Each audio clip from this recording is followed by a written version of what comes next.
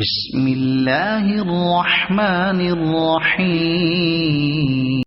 يا أيها الناس كلوا مما في الأرض حلالا طيبا ولا تتبعوا خطوات الشيطان إنه لكم عدو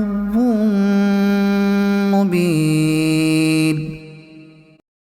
إنما يأمركم بالسوء والفحشاء وأن تقولوا على الله ما لا تعلمون.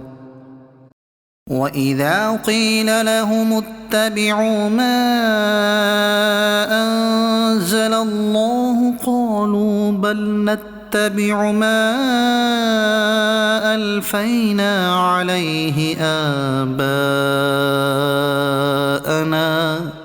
أولو كان آباؤهم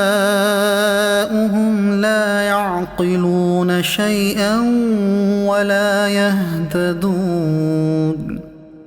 ومثل الذين كفروا كمثل الذي ينعق بما لا يسمع إلا دعاء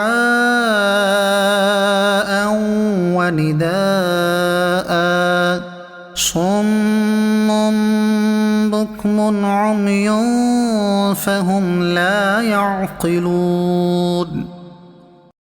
يا أيها الذين آمنوا كلوا من طيبات ما رزقناكم واشكروا لله إن كنتم إياه تعبدون. إنما حرم عليكم الميتة والدم ولحم الخنزير وما أهل به لغير الله فمن اضطر غير باغ ولا عاد فلا إثم عليه إن الله غفور رحيم. إن الذين يكتمون ما أنزل الله من الكتاب ويشترون به ثمنا قليلا أولئك ما يأكلون في بطونهم إلا النار ولا يكلمهم الله يوم القيامة ولا يزكيهم ولهم عذاب أليم.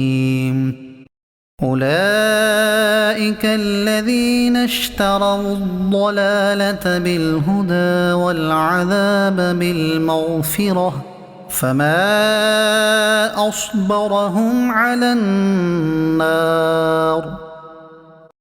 ذلك بأن الله نزل الكتاب بالحق وإن الذين اختلفوا في الكتاب لفي شقاق بعيد.